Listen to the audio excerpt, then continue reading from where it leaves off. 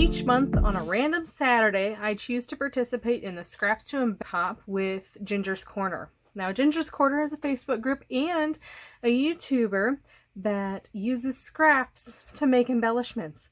And that's exactly what we're doing here today. So each week, she has a mini swap where you create 4 embellishments based on a theme. And this week's theme is fur babies. So I made a cute little embellishment from a Thinlits die by Sizzix. And look at how many different cute little animals you get. I chose to use the dog, and you can see on the back here, you kind of have the same head base, then you have different things to embellish and make the animals. So I tried originally to make my German Shepherd, and I kind of piecemealed it together, which you can absolutely do, but this is what she turned out like. Not a huge fan, and I think it's because the black turned into brown for some reason when I was drawing it, and it just kind of looks a little weird. And my dog's coloring is not the normal German Shepherd coloring. In addition, I used pig ears, and it just looks weird to me. I flipped the head, so I scrapped that idea. And sometimes you just have to do that. When you don't like something, you have to start over. Flipping through my photos that are ready to scrap, they have the date and everything on them. I found one with a cute little dog here. So you can see I've got a couple different photos of this dog. And I was like, okay, she's got brown coloring and I can make this work. So this is the dog I made in order to represent this dog. Now, one thing that I did notice on these animals here on the picture, they all have this white dot. And I'm going to add that later after I decide where this placement is. Because it looks to me like all of these animals are looking to the upper left-hand corner because of that white dot.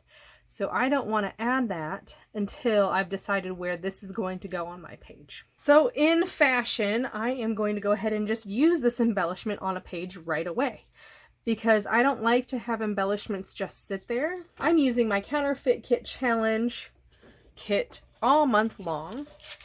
And so even today, when I'm doing a different hop that has nothing related to the Counterfeit Kit Challenge, I am determined to use this kit. Now, with this kit, I did have to make all of my embellishments. So that is where my brain is going when I'm doing this.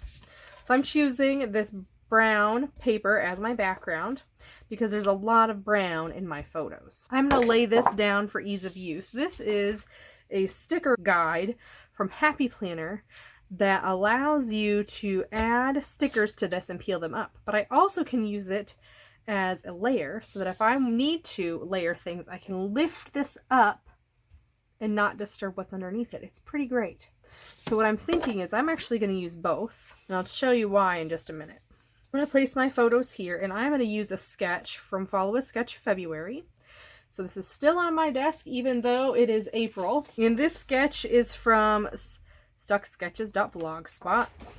You can see in this sketch there are strips of paper behind it, which is perfect for scraps. Even if we're making embellishments with our scraps, let's use it to make our pages too. And then there's these circles that are behind these strips.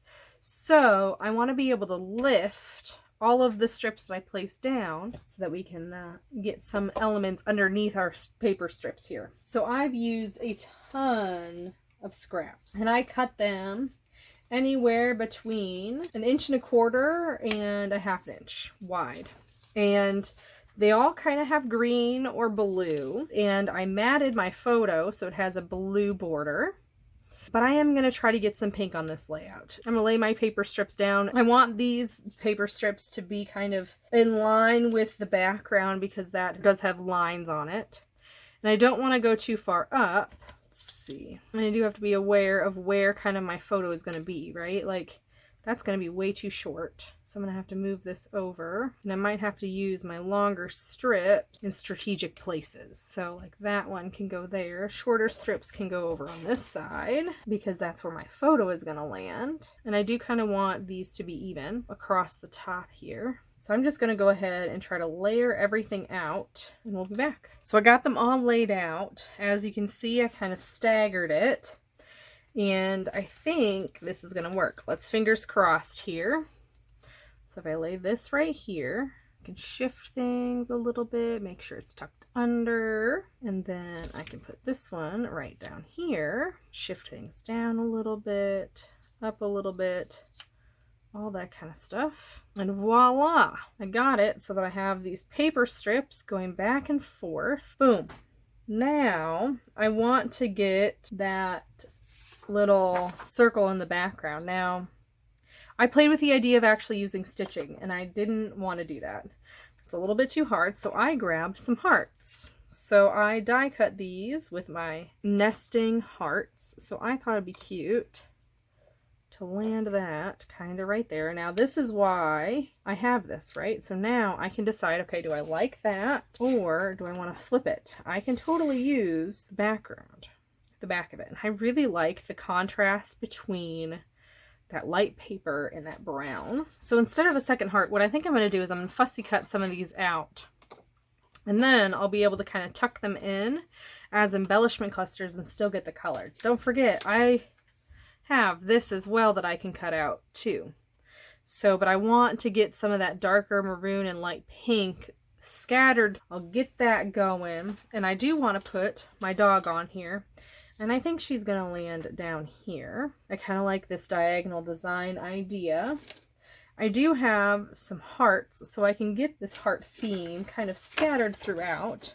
And they're in 4 different sizes, so I can use that to my benefit as well. My journaling is supposed to go in this lower right hand corner, and I think that's actually a wonderful idea right down here. So definitely check out the end, because you'll see a finished layout of how I use this dog on my page. Make sure to check everybody else out who's playing along with this Scraps to Embellishment and Counterfeit Kit Club challenge. I hope you have a wonderful day, and I'll see you next time.